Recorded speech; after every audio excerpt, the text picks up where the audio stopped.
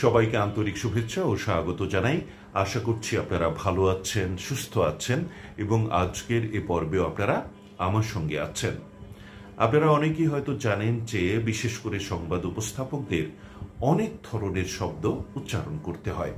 সংবাদের বিষয়বস্তুর যেমন কোনো অন্ত নেই, তেমনি সংবাদ উপস্থাপকদের শব্দ উচ্চারণেরও কোনো সীমা পরিসীমা নেই। তাদেরকে অনেক ধরনের অনেক ভাষার শব্দ উচ্চারণ করতে হয়।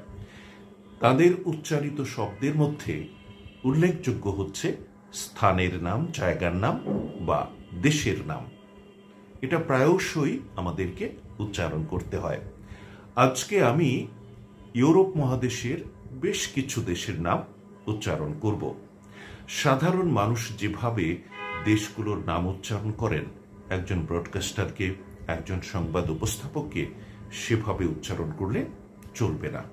তাকে প্রমিত উচ্চারণে সুন্দর করে উচ্চারণ করতে হবে। তার উচ্চারণের মধ্যে একটা মুনশিয়ানা থাকতে হবে। আপনারা খেয়াল করুন ইউরোপ মহাদেশের বেশ কিছু দেশের নাম: Albania, Andorra, Armenia, Austria, Belarus, Belgium, Bosnia ও হার্জেগোভিনা, বুলগেরিয়া, ক্রোয়েশিয়া, সাইপ্রাস, চেক প্রজাতন্ত্র, Denmark, Estonia, Finland, France, Georgia, Germany, Greece, Hungary, Iceland, Ireland, Italy, Latvia, Lithuania, Luxembourg, Macedonia, Malta, Moldova, Monaco, Montenegro,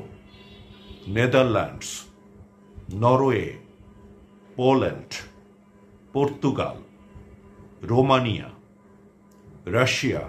দয়া করে কেউ এটাকে রাশিয়া বলবেন না, বিশেষ করে বাংলায় খবর পড়লে। San Marino, Serbia, Slovakia, Slovenia, Spain, Sweden, Switzerland, তুরস্ক, ইউক্রেন, ব্রিটেন, ভ্যাটিকান সিটি। এই হচ্ছে ইউরোপ মহাদেশের নামগুলো। যতটা সম্ভব সুন্দর করে আমাদেরকে উপস্থাপন করতে হবে এবং এতে করে আমাদের সার্বিক উপস্থাপনার মান অনেকখানি সুন্দর হয়ে যাবে।